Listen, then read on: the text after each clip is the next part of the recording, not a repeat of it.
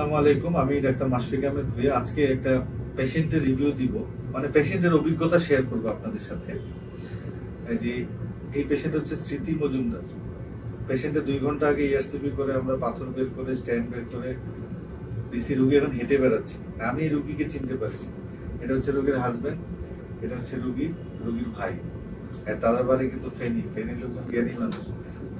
রুগীর লুকিয়ে বলবে যে আসলে তার যে এই অপারেশন, মানে এই যে অপারেশন যে করলো, সে পিত্তনালীর পাথর বের করলো, এটা সর্বাধুনিক একটা পদ্ধতি।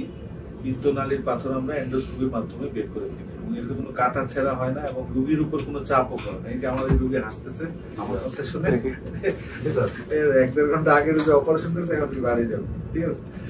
এবং এই অত্যাধুনিক পদ্ধতি, চিকিৎসা পদ্ধতি তো অনেকে জানে না। বাংলাদেশেই এখন সর্বাধুনিক পদ্ধতির যে চিকিৎসাগুলো হচ্ছে। রোগীর হাজবেন্ড, উনি একজন ব্যবসায়ী মানুষ, উনি বলবে যে উনিও মানুষের সাথে চলাফেরা। আপনি বলেন।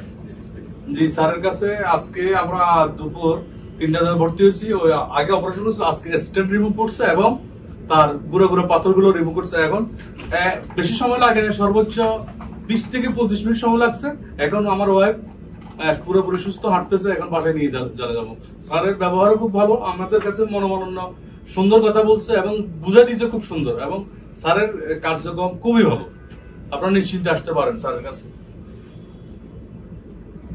ইআরসিপি নিয়ে অনেকের একটু ভয় থাকে যে ইআরসিপি করলে প্যানক্রিয়াটাইটিস হয়, ইআরসিপি করলে খাদ্যনালী ফুটেও হয়ে যায়। এটাও ঠিক, খুবই এক্সপেরিয়েন্স হাত না হলে আসলে ডিফিকাল্ট। আমরা অলরেডি 4000-এর উপরে ইআরসিপি করে ফেলেছি এবং আমাদের এই পুরো 4000-এর ভিতরে খুব মাইল্ড অল্প ব্যথা হয়েছে, মানে এটা বলবো মাইল্ড প্যানক্রিয়াটাইটিস। এটা অনেক সময় প্যানক্রিয়াসের যে মুখটা, ওইটা জন্মগতভাবে কিছু ত্রুটির কারণে প্যানক্রিয়াটাইটিসটা হয়। কিন্তু এই 4000 কেসের ভিতরে আমাদের আসলে প্যানক্রিয়াটাইটিস ওরকম সিভিয়ার প্যানক্রিয়াস একটাও হয় না। এই কারণ হচ্ছে যে প্যানক্রিয়াসে খোঁচাখুচি না করলে কখনো প্যানক্রিয়াটাইটিস হয় না। আর ইনজুরির ব্যাপারটা বলবো যে সেফ এবং স্কিল হাতে আসলে এটা কম হয়। আমরা যেটা বলবো যে হ্যাঁ, অত্যাধুনিক চিকিৎসা পদ্ধতি বাংলাদেশে আছে, আপনাদের খুঁজে নিতে হবে, ঠিক আছে।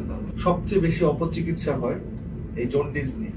এই জন্ডিস নিয়ে কমেলা পড়া, তাবিজ, তোমার ওই কি বলে কবিরাজের কাছে যাওয়া। তা আমার এই পেশেন্ট এই চোখ হলুদ নিয়ে আসছিল। এই চোখ হলুদের একটা কারণ হচ্ছে পিত্তনালীতে পাথর হওয়া। এই পিত্তনালীর পাথর আমরা এন্ডোস্কোপির মাধ্যমে কাটাছেঁড়া ছাড়া বিনা অপারেশনে বের করে দেই এবং বাড়ি চলে ছিল।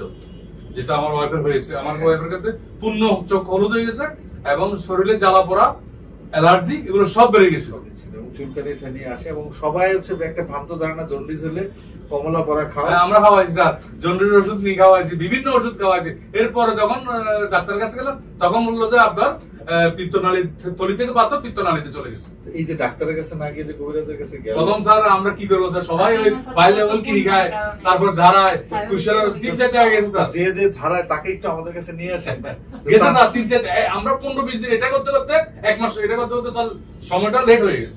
যে ঝাড়ায় সে তাকে তো ওই মেসেজটা আমাদেরকে। হ্যাঁ জি স্যার। আর আমি অনেক জায়গাতে স্যার চাকতার ওষুধ, তারপর ঝাড়া, আমাদের এদিকে একটা এলাকা আছে ঝাড়ায় ভালো, ওইখানে লয়ে গেছি এবং চাকতার ওষুধ 3 ফাইলও খাওয়াইছি স্যার। যেটা সত্য কথা 100%। আমি ফেনীর একজন ব্যবসায়ী, স্বদেশ ইলেকট্রনিক্স এর তাদেরই মালিক। আমি নিজে ভুক্তভোগী স্যার এটা। এবং আমাদের দেরিতে করার কারণে আমাদের আরো অনেক ক্ষতি হয়ে গেছে। আমরা যদি আরো কিছু আগে আসতাম আমাদের জন্য আরো একটু ভালো হতো। তার মানে জন্ডিসের জন্য অপচিকিৎসা না নিয়ে আপনারা এখন যে আধুনিক চিকিৎসা আছে, ইআরসিপির মাধ্যমে পিত্তনালীর পাথর বের করে দেই, ল্যাপারোস্কোপির মাধ্যমে আমরা পেট না কেটে পেট ছিদ্র করে। এটা মানুষকে কে বুঝাবে? এই কুসংস্কারটা দূর হবে স্যার। এটা গ্রামের মানুষ এখনো পুরোপুরি স্যার এগুলো এডুকেশন সম্বন্ধে এবং পুরোপুরি বুঝে না। আপনি তো শিক্ষিত মানুষ, আপনি তো সচেতন মানুষ। আপনি আপনার মতো 3 ফাইল খাওয়াইলে স্যার, আমি সত্যি কথা বলি, আমাদের দোকানে পাশে একটা দোকান ছিল, সেখানে বলতে 1 ফাইল খাওয়াইলে মানুষ সুস্থ হয়ে যায়। এখন আমিও স্যার এদের কথা শুনে গেছি স্যার। আরেকজনে বলছে স্যার এরকম বলে, একজন লোকে আরেকজনকে অ্যাডভাইস দেয় স্যার তুমি ওই অমুক জায়গায় যাও, যারা দিলে ঠিক হয়ে যাবো। আরেকটা বলে কি 3 ফাইল ওষুধ কা, চারটা ওষুধ কা, কবিরাজ ভালো যাবে। আমরাও এই বর্ষা খাইছি স্যার, কবিরাজের নাম্বারটা কিন্তু আমাদেরকে দিবেন, ঠিক আছে?